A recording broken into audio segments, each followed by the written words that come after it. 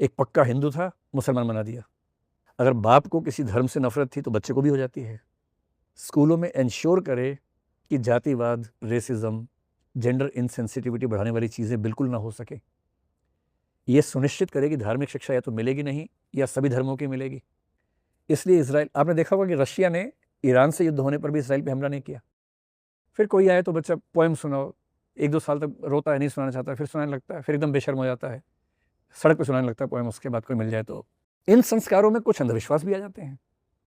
जैसे सर, बच्चों पर अंधविश्वास के नाम पे जो धारणाएं थोपी जाती हैं, तो उसको हम किस तरह देखें? संस्कार के तरीके से देखें या फिर ब्रेन वॉश के तरीके से? और उस पर भी सर ये कैसे तय किया जाएगा कि बच्चे के लिए क्या सही है और क्या गलत है? देखो, ब्रेन वॉश तो उसमें होता है जिसमें ब्रेन हो। बहुत छोटे बच्चे का ब्रेन डेवलप्ड है ही नहीं, उसका ब्रेन वॉश तो हो नहीं सकता है। ब्रेन वॉश एक कॉन्सेप्ट है। ब्रेन वॉश का मतलब है एक व्यक्ति जिसका दिमाग एक खास किस्म का बना हुआ था, आपने अपने परसुएशन से या कन्विंस करने की योग्यता से या मैनिपुलेशन से या प्रोपेगेंडा से उसका दिमाग 180 डिग्री पे घुमा दिया। एक घोर आस्तिक को घोर नास्तिक बना दिया, ये ब्रेन वॉश है।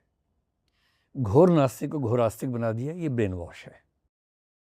एक पक्का हिंदू था, मुसलमान बना दिया। पक्का मुसलमान था, हिंदू बना दिया, ये ब्रेन वॉश है। छोटे बच्चे का ब्रेन वॉश नहीं होता है, क्योंकि छोटा बच्चा तो भी सीख रहा है, तो कोरा कागज है बेचारा, चिकनी मिट्टी है, जैसा चाहेंगे बना देंगे उसको। तो छोटे बच्चे को हम जो कहते हैं उस प्रोसेस का नाम है सोशलाइजेशन। उसको हम विचार, मूल्य सिखाते हैं। बच्चा थोड़ा बड़ा होना शुरू हुआ, घर में कोई आए तो बोलते हैं बेटा जय करो, नमस्ते करो। बच्चा सबको नमस्ते करता है, पैर छुओ, सबके पैर छूता है। एक समय तक कहना पड़ता है, एक समय का बिना कहे छूने लग जाता है।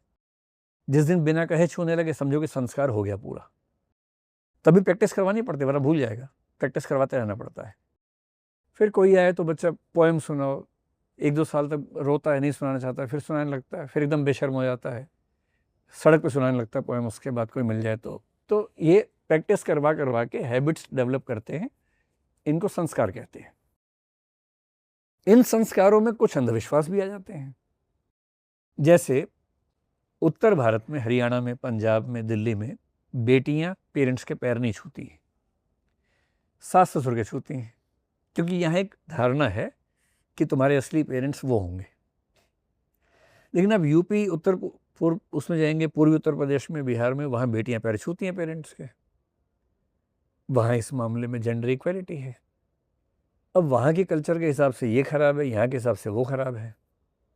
आप किसको सही माने, ये आपकी चॉइस की बात है। तो होता क्या है कि जब आप अपने कल्चर सिखाते हैं, उस कल्चर की अच्छी बातें, बुरी बातें दोनों सिखा देते हैं।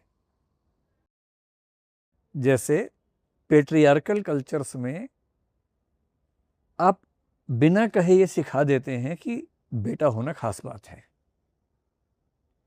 और बेटी को ये कि तुम्हें बहू बन के ये सब करना है, अभी से प्रैक्टिस कर लो।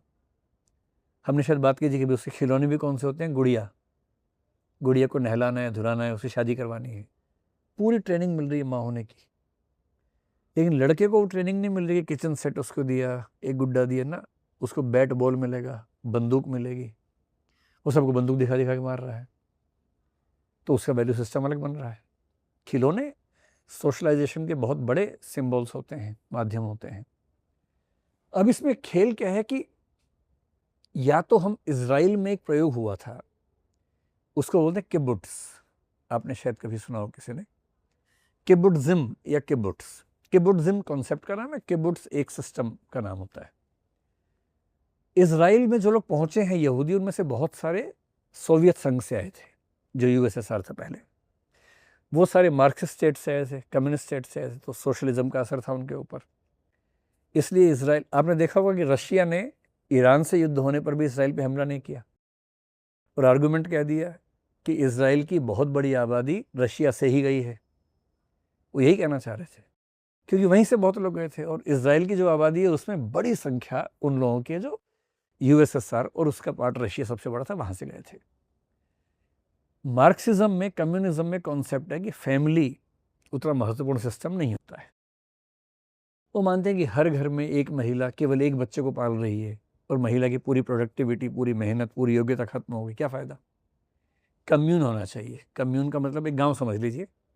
इमेजिन कीजिए कि एक गांव जैसा है, 100 लोग साथ में रहते हैं, 100 पुरुष, 100 महिलाएं, उनके बच्चे।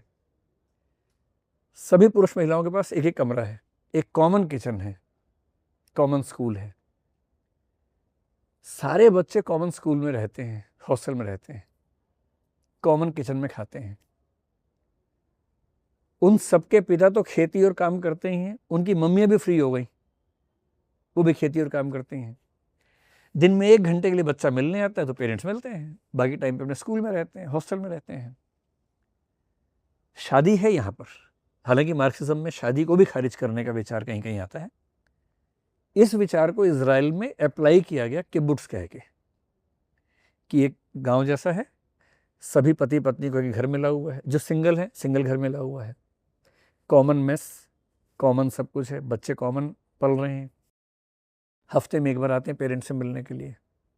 सारी मम्मियों की प्रोडक्टिविटी फ्री हो गई, अब वो भी खेती कर रही हैं, काम कर रही हैं, समाज की डेवलपमेंट तेजी से बढ़ गई। तो लोगों ने कहा कि इस बच्चों को माँ का प्यार नहीं मिला, इनका क्या होगा। और बात की स्टडीज़ ने बताया कि ये बच्चे बाकी समाजों के बच्चों से ज़्यादा डेवलप्ड थे, बेहतर डेवलप हुए थे। क्योंकि माँ के साथ हमेशा होना अच्छी बात थोड़ी ना, कई माताएं टॉक्सिक भी तो हो सकती हैं, रिलेशनशिप टॉक्सिक हो सकती है कभी कभी। तो अगर किबुट्स वाले आइडिया पर हम जाएं तब तो बात अलग है। नहीं तो अगर आप फैमिली सेटअप की बात कर रहे हैं, न्यूक्लियर फैमिली वाले में, उसमें पेरेंट्स की जिम्मेदारी है कि बच्चे की परवरिश ठीक से करें। तो पेरेंट्स का हक भी है कि अपनी कल्चर उसको दें। 18 साल तक जब बच्चे को पालने की जिम्मेदारी उनके ऊपर है, समाज की ओर से, स्टेट की ओर से, तो बच्चे को अपनी वैल्यूज़ दे सके, ये हक भी उनके पास है, तो अपनी वैल्यूज़ देते हैं। और उसी वैल्यू के ट्रांसफ़र के प्रोसेस में जो अंधविश्वास हैं, जो कुरीतियाँ हैं, वो भी ट्रांसफ़र होती हैं, नफ़रतें भी ट्रांसफ़र होती हैं। अगर बाप को किसी धर्म से नफ़रत थी तो बच्चे को भी हो जाती है। तो बच्चे जनरली रिप्लिका बन के निकलते हैं कुछ सालों के बाद।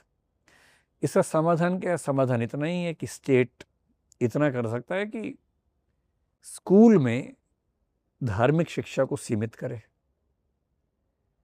स्कूलों में इंश्योर करे कि जातिवाद, रेसिज्म, जेंडर इनसेंसिटिविटी बढ़ाने वाली चीज़ें बिल्कुल ना हो सके। ये सुनिश्चित करे कि धार्मिक शिक्षा या तो मिलेगी नहीं या सभी धर्मों की मिलेगी, और एक करिकुलम सरकार तय करेगी, वही मिलेगी। और स्कूल में टीचर्स ऐसे हों जो वैज्ञानिक स्वभाव पर इतना जोर दें कि बच्चा अपने घर में मिलने वाली गलत बातों पर टोक सके। हम तो आजकल देखते हैं जो छोटे बच्चे हैं स्कूल में ऐसी ऐसी बातें सीख के आते हैं कि पेरेंट्स टोकते रहते हैं, रेसिज्म के नाम पे, कभी एनवायरनमेंट के नाम पे टोकते हैं। पेरेंट्स ने पॉलीथीन उठाई, बच्चा कह रहा है क्या पापा, पॉलीथीन तो ख़राब होती है उसके लिए, एनवायरनमेंट के लिए। तो बाप को भी शर्म आती है उसके बाद। तो बच्चा स्कूल में इतनी अच्छी बातें सीख के आए कि पेरेंट्स को भी शर्माने का मौका भी इसी से मिलता रहे, तब जाके बच्चे आज़ाद ख्याल होंगे और साइंटिफिक लॉजिकल टेम्परामेंट से भरे होंगे।